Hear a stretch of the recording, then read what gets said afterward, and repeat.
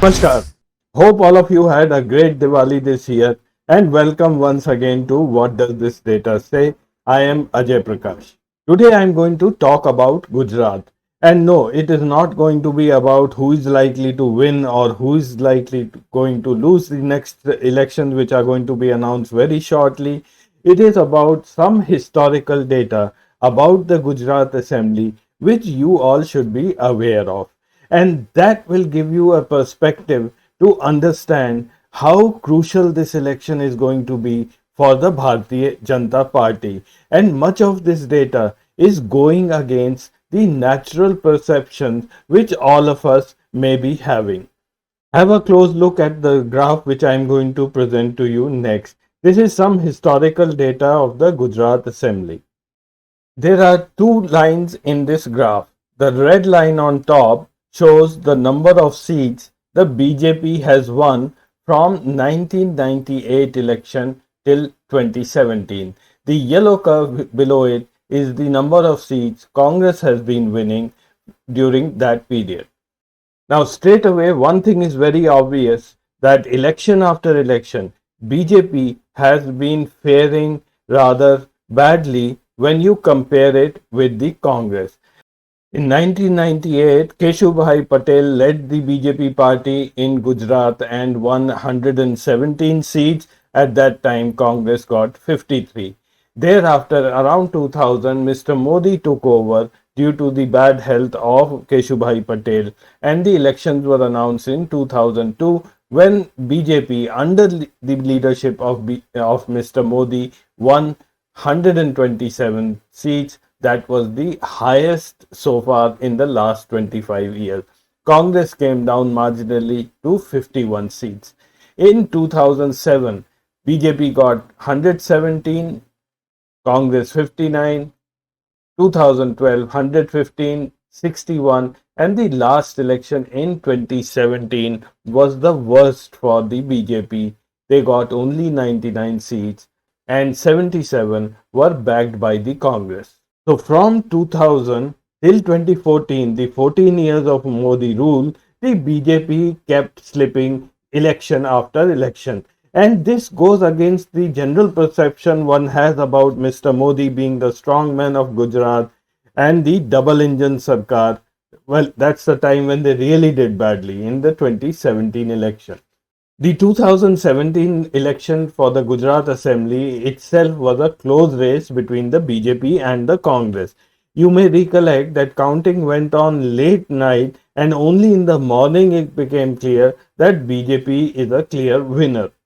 However, the BJP tried to cover up its decline in the number of seats by saying that it doesn't really matter, our vote share has increased.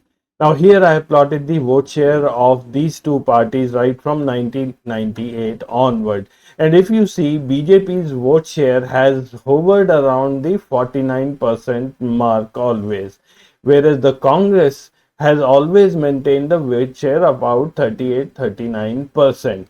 In the last election, the Congress vote share jumped by around 3%, which was a huge increase for the Congress, and the so-called increase for the BJP was only marginal, as it was around the average vote share which BJP had always been getting. There is another thing that BJP keeps harping upon, is that whenever the voter turnout in the country is higher, the BJP tends to gain.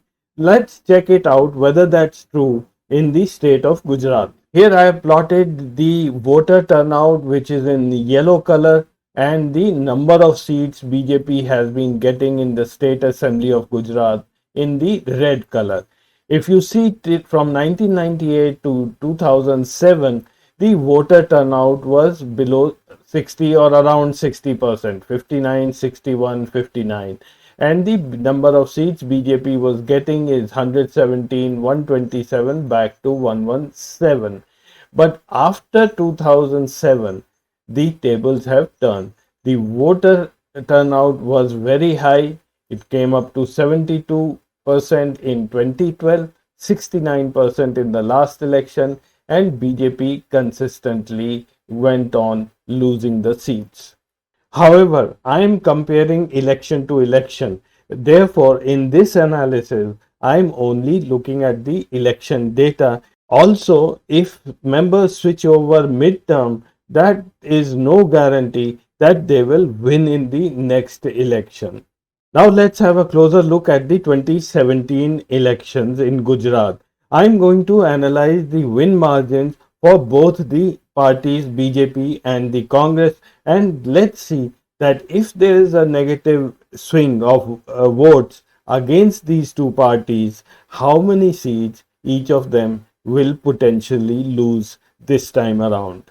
In addition, another point to be noted is that the share of seats between the BJP and the Congress has been very high, almost close to 95%. In the last election, together they won 176 seats out of the total of 182 and a total vote share of 90.5%. So, other parties or independents don't really contribute in Gujarat. I am not saying that the same will happen this time around because of there is, as we all know, a new entrant, the Aadmi party. So let's look at the win margin in terms of number of votes.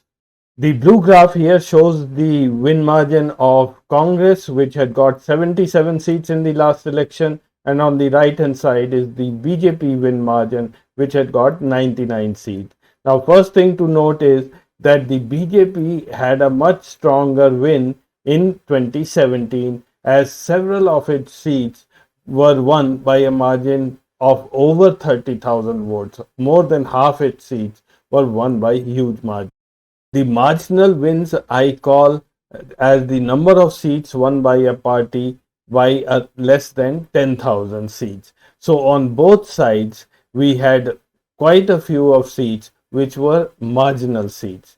Now, if you look at, if you count that number, BJP had 26 people who had won by a margin of less than 10,000 votes, whereas Congress had 35 people who had won by less than 10,000 votes. The same data now I will convert to a percentage win margin, which will make it easy for us to look at the effect of a vote swing. BJP's strong win becomes more apparent in this figure, where you see that about 60 MLAs won by a margin of more than 20%, whereas in Congress there were only about 27 people who won by a margin of more than 20%. The marginal wins remain below 5%, and if you count that, Congress had 30 people who won by a margin of less than 5%, and BJP had a similar 25 people who won by a margin of less than 5%. So let's do some more analysis and find out the effect of vote swings. If there is a 1% vote swing against the BJP and the Congress, together they will lose 12 seats. 5 will be lost by the BJP and 7 by the Congress. Their net share in the assembly will come down to 164 instead of 176. Similarly, if there is a vote swing of 2% against the BJP and the Congress, then BJP will lose 15 seats, the Congress will tend to lose 13, a total of 28 seats will be lost, and the total will come down to 136. But the halfway mark being 82, the BJP may still manage to form a government. And finally, let's look at a 5% swing against the Congress and the BJP, which is a very huge swing. Then together, both of them will lose 55 seats. The BJP 25, the Congress 30. BJP will come down to 74 seats, which will make it very tough for the BJP to form a government. Any vote swing of more than 5% against any of the parties is going to result in a major churn in Gujarat politics. So here is the summary of the vote swings. 1% against both the parties will result in 12 seats being vacated. 2% will result in 28 seats, and 5% will result in 55 seats. For now, I have mentioned that these seats will go to others, but I will try to explain what this others gain means. Due to the high win percentage of the BJP candidate, the BJP has been able to retain about 83% of the seats in 2017 as compared to the 2012 election. It got 15 seats from the Congress and 2 from the others like the NCP and 1 independent. Whereas for the Congress, the churn was much higher. It was only able to retain 56% of its seats in 2017 when compared to the 2012 election. That is, it retained 43 seats, but it was able to take 32 seats away from the BJP. So though the BJP's retention percentage was much higher than the Congress, its snatching away seats from the Congress was much lower. It could get only 15 seats from the Congress. Whereas on the other side, the Congress was able to snatch many more seats from the BJP, almost double, around 32, which makes it very interesting to see what happens in this election. So, which party is going to lose more seats? Well, that's the question. But one thing for sure, both of them are set to lose seats in the Gujarat election this time around. There are many reasons for BJP to lose seats. Firstly, the trend of the last 15 years shows BJP's declining seat share even when its vote share went up. Then there is a strong anti-incumbency effect in Gujarat this time. Local unrest is increasing. It is heavily dependent on the Modi magic. But Modi's own image has taken a battering, especially on the economic front and the unemployment rate in India. And lastly, there is no local leader left in the BJP worth his or her name. The Congress too is set to lose seats as it appears right now. Why? Because firstly, they are yet to even decide the strategy for Gujarat. The Bharat Jodo Yatra is missing Gujarat out completely, which is a rather strange thing. There is again no local leadership within the Congress, and it has consistently lost MLAs to the BJP after the elections have been conducted. A quick word about the prospects of the Aam Aadmi Party. Now, if you hear Kejriwal, he has been consistently saying that Aam Aadmi Party is going to form the government in Gujarat after the next election. However, for that to happen, the vote swing against the Congress and the BJP has to be around 10%. Should there be a 10% vote swing against the Congress, they will lose 50 seats. And similarly, if there is a 10% swing against the BJP, they will lose 38 seats. In such an event, there will be around 78 seats up for grab. And should the Aam Aadmi Party corner all of them, they may stand a chance to form the next government, but by a wafer thin margin. So looking at the data, it appears that around 50 to 60 seats are surely going to switch hands. Now, how many of them go to which party remains a big question. Even if the Aam Aadmi Party is able to get 10 to 15 seats, there are 35-40 seats which will switch hands between the BJP and the Congress itself. Even if the Aam Aadmi Party eats into the Congress vote share more than the BJP is still at risk of losing many more seats and may further come down than the 77 they won in the last election. Now I'll wrap up this episode by talking a little bit about the anti-incumbency effect in Gujarat. Now whenever there is something against the BJP happening in any state, the media is blacking out those events altogether.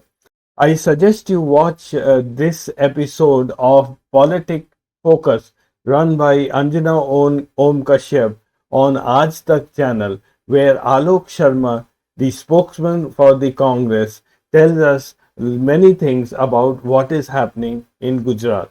Firstly, Alok Sharma says that there are employees of 147 municipalities in Gujarat who are on strike for the last several months.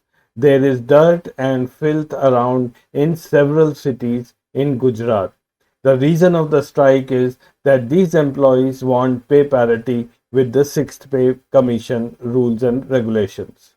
The second point made by Alok Sharma is that in the last 8 years, 22 job examination papers have been leaked. Now, this creates a distress among all the job seekers and the unemployed youth within the state. He then goes on talking about how 3 crore worth of drugs have been found recently and no action has been taken.